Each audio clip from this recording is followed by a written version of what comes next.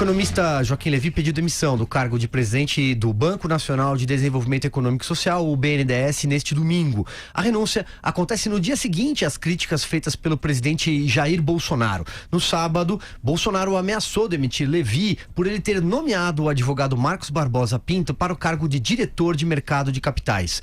Barbosa Pinto foi chefe de gabinete de Demian Fioca, presidente do BNDES entre 2006 e 2007, durante o governo Lula, portanto. Ele também entregou o cargo na noite de sábado. Segundo integrantes da equipe econômica, o substituto de Levy será indicado pelo ministro da Economia, Paulo Guedes, e deve ser da iniciativa privada. O novo nome também deverá ter como objetivo devolver à União parte dos recursos emprestados ao BNDES, além de buscar investimentos no exterior. E a semana já começa com confusão, Vera Magalhães. Pois é, Silvio, nem no fim de semana se tem mais descanso neste país, né? Foi uma forma bastante indelicada, para dizer o mínimo, essa que o presidente escolheu para fritar o ex-presidente do BNDES e obrigá-lo a demitir um auxiliar, né? Sendo que o auxiliar em questão, Marcos Barbosa Pinto, tem uma carreira aí de serviços prestados muito mais à iniciativa privada e muito mais ligada aí à meritocracia do que essa passagem pelo governo do PT, que é uma passagem contingencial, circunstancial. Ele não é um petista, não é alguém visto no mercado como um petista de carteirinha, de 4 costados. Trabalhou, inclusive, na Gávea, o fundo de investimento do Armínio Fraga, que não é petista. Ele tem mais afinidade com o PSDB do que com o PT. Portanto, me pareceu algo desprovido de qualquer sentido técnico, sentido meritocrático, e mais um dos casos em que o presidente agiu, e eu falei sobre isso no Twitter no fim de semana, como a rainha de copas, pedindo a cabeça simplesmente, corta ele a cabeça, de uma maneira bastante atabalhoada. O Joaquim Levy não tinha outra saída a não ser pedir demissão diante do que foi exposto. É raríssimo alguém dar uma notícia no que a gente chama de quebra-queixo, que é essa entrevista ali meio improvisada na frente dos prédios públicos. Quanto mais uma desse tipo, quase demitir o presidente de um banco público. E aí a gente entra numa questão do porquê, né? Essa questão aí foi uma questão incidental. Na verdade, o Bolsonaro estava mais insatisfeito com o fato de Levy não lhe entregar algo que ele cobra desde a campanha, que é a tal caixa preta do BNDES. Acontece que a caixa preta do BNDES é meio um mito que funciona bem em campanha, mas não muito bem em governo. Porque tem uma série de questões, de informações protegidas por sigilo contratual, sigilo bancário, sigilo dos contraentes desses empréstimos. O Levy já divulgou uma lista de quem são os principais tomadores de financiamento de linhas de crédito do BNDES, vinha aí atuando para aumentar a transparência do banco, e muito já se soube na época da Lava Jato, na época de outras operações policiais, e por conta da própria CPI. Então não vejo por onde qualquer um que venha a substituí-lo tenha como criar uma caixa preta do BNDES. Se cobrava muito disso, isso também da Maria Silvia, do Paulo Rabelo de Castro no governo Temer, e não houve nada porque não há. Porque o banco já tem relativamente esquadrinhado o que aconteceu nos governos Lula e Dilma, que foi sim uma política muito perniciosa e permissiva de empréstimos a amigos do rei, países amigos, etc, mas que já está mais ou menos mapeado. O que o banco tem que fazer é olhar para o seu futuro, como diz o Paulo Guedes. Conversei com o ministro da Economia no fim de semana e ele falou que Bolsonaro tinha uma ansiedade natural com o passado, enquanto ele está com os olhos postos no futuro do banco. Ele quer que ele seja mais ativo nas privatizações, mais ativo na formatação e em encabeçar os processos de privatizações. E ele achava que o Joaquim Levy estava deixando a desejar nesse aspecto também. Então, não foi de todo ruim para Paulo Guedes essa mudança, só tenho dúvidas sobre quem vai topar presidir o BNDES depois desse esparramo público do presidente da República. Andreasa, a sua primeira leitura, e aí a gente já vai embarcando aqui na sequência também todas as repercussões no meio político. O próprio presidente da Câmara dos Deputados, Rodrigo Maia, foi entrevistado pelo Jornal da Manhã hoje. Leio aqui também no Portal UOL que ele chamou de uma covardia sem precedentes, e a gente já vai amarrando aqui toda a repercussão. Silvio, nunca acreditei na fé do presidente Bolsonaro em Joaquim Levy. Sempre foi algo mal resolvido. O presidente já manifestou essa desconfiança algumas vezes antes. Por que o Levy ficou até aqui? Para fazer uma rima bem pobre. Porque o Paulo Guedes o fiava. Paulo Guedes era o fiador do Joaquim Levy.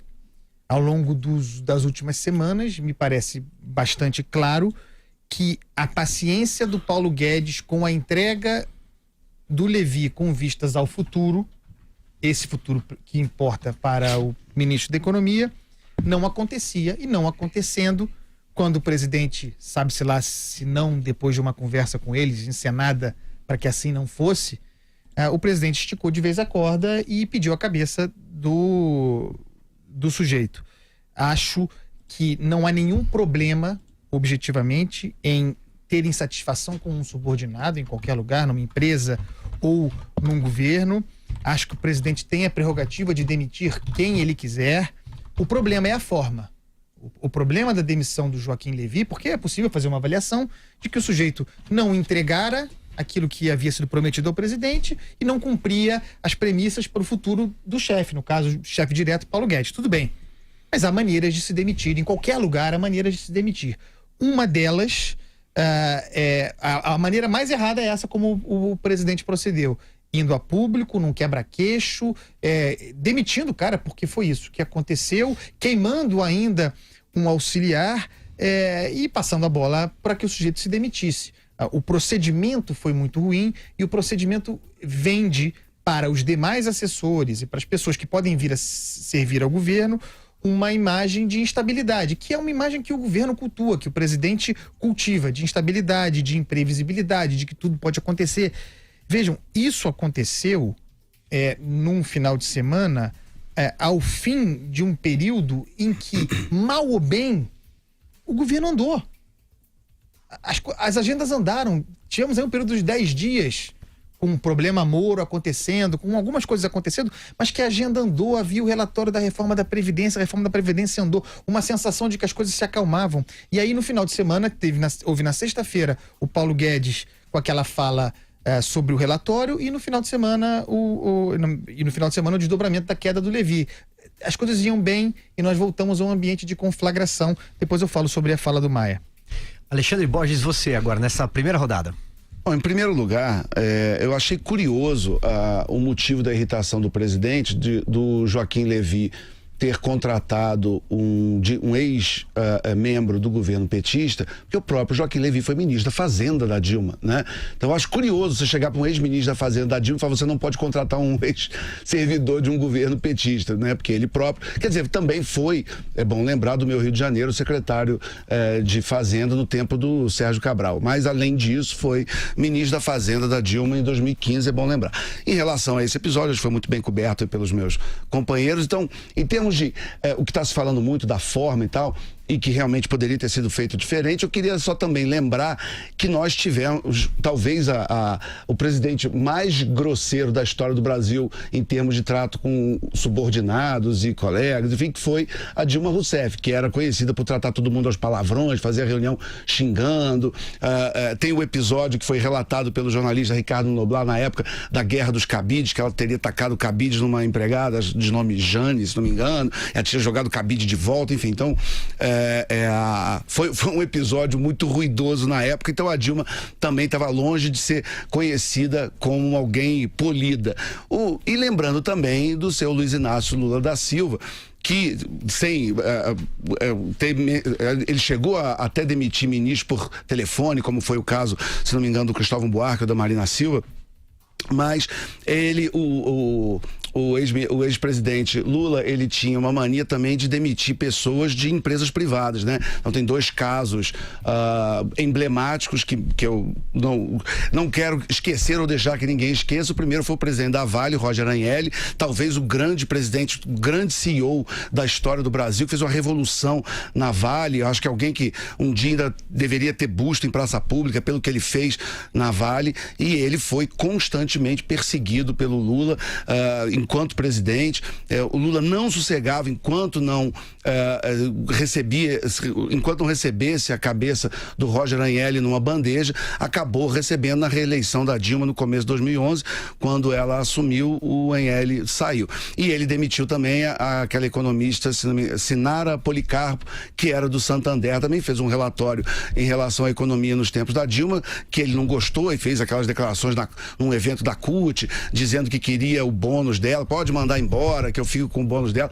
Então a gente tem uma história de grosserias públicas de presidentes recentes. Eu acho que concordo, a gente tem que diminuir de todos.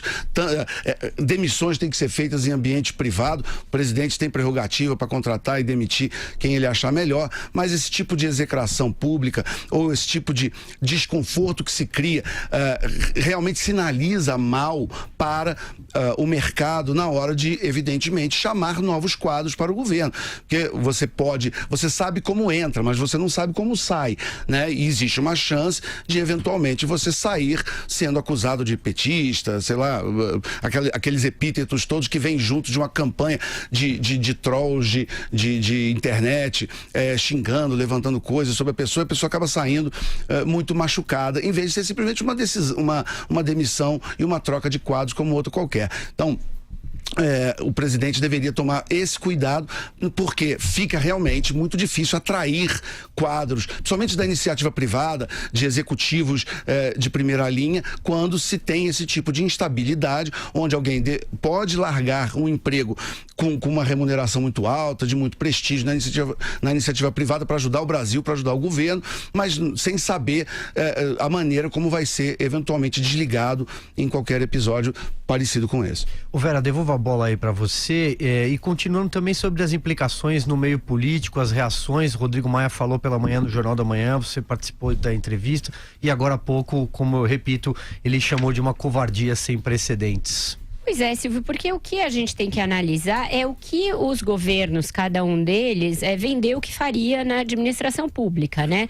No caso do Bolsonaro, ele é uma superação desse período do PT. A Dilma fez isso, Lula fez isso, e a imprensa noticiou todos esses casos. Eles só vieram a público porque a imprensa noticiou. Eu lembro que a gente no painel noticiou quando Gabrielle chorou diante de numa reunião com a Dilma, quando o Gedel Vieira Lima respondeu a ela, foi também na nossa gestão no painel.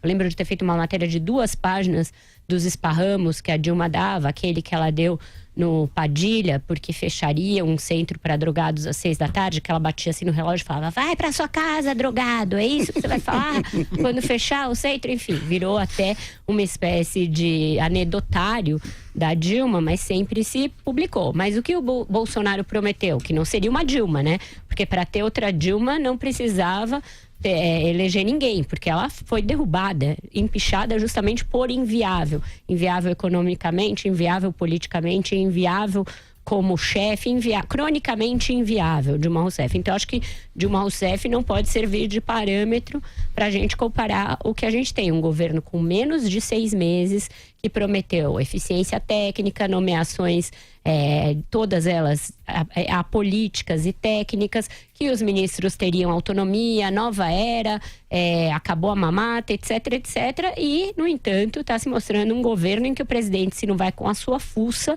te demite com direito à execração pública. E aí não é só ex-petista, ex-funcionário petista, é general, que está sujeito à execração pública, é o advogado do presidente, dos seus filhos. E quem mais passar pela frente, quem mais desagradar algum índice de conduta altamente ideológico. O importante é isso, o critério não é técnico, nunca é técnico. Não é que a pessoa se ouve mal em algum caso ali concernente à sua função, é porque ela desagradou algum input ideológico do presidente e do seu entorno. Então eu não vejo como na iniciativa privada, por exemplo, um Gustavo Franco vá se animar a sair de uma posição que ele tem de executivo bem remunerado num banco aí que lida com a questão do Bitcoin, para ir se enfiar num negócio desse em que amanhã ou depois pode ser ele detonado, sabe-se lá, se porque tem joanete, unha encravada, porque o Bolsonaro acha que ele é tucano. Ninguém sabe qual é o critério. Andreasa, você de novo. Eu queria falar sobre a manifestação do Rodrigo Maia, né? e a gente precisa ser justo aqui, equilibrado. Essa fala do Maia hoje, repudiando, porque é disso que se trata, a demissão do Joaquim Levy, ela é usada como gancho pelo presidente da Câmara, ainda para lavar roupa suja com o Guedes relativamente à sua manifestação dele, Guedes, sobre o relatório do Samuel Moreira, o relatório da Previdência. Porque, de qualquer maneira, não cabe, da mesma forma como não cabe, a gente critica aqui o presidente da República fazer críticas, ressalvas duras a escolhas e a decisões do Poder Legislativo, também me parece excessivo e francamente equivocado o presidente da Câmara fazer esse tipo de juízo sobre uma decisão do Executivo. Uma coisa somos nós aqui, imprensa, tratando como nós estamos tratando, com as nuances todas colocadas, o que me parece um procedimento equivocado do presidente para demitir um auxiliar, inclusive com pouca clareza sobre o critério, certamente não sendo ele técnico. Outra coisa é um chefe de poder se manifestar sobre a decisão de outro. É tudo aquilo que o próprio Rodrigo Maia reclama quando o Jair Bolsonaro faz. Então, neste caso, o Rodrigo Maia me parece não ter ainda digerido o excesso do Paulo Guedes da sexta-feira, porque, vejam, nós estamos falando de excesso de todos os lados, de alimentação da crise. Hoje, o Rodrigo Maia alimentou a usina da crise. Tinha necessidade desse comentário? Dessa consternação diante da queda do Joaquim Levy?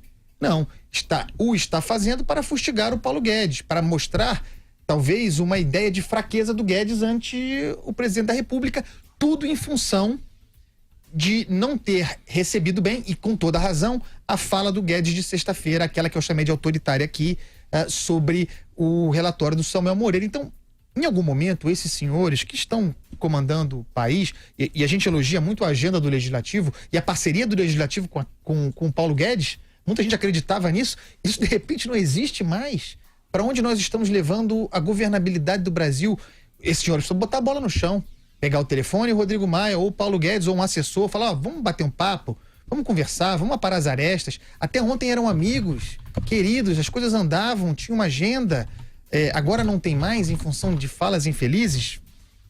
Calma, né? Vamos botar a bola no chão e pensar na agenda da governabilidade. Alexandre, volto com você, lembrando que a CPI do BNDES, eu nem lembrava mais que tinha essa CPI, convocou o Levy para depor na semana que vem. Pois é, aliás, no receituário liberal o BNDES não devia nem existir, né? Quer dizer, a gente torce para que um dia ele até deixe de existir, mas vai lá enquanto ele existir, que pelo menos seja bem administrado de forma transparente.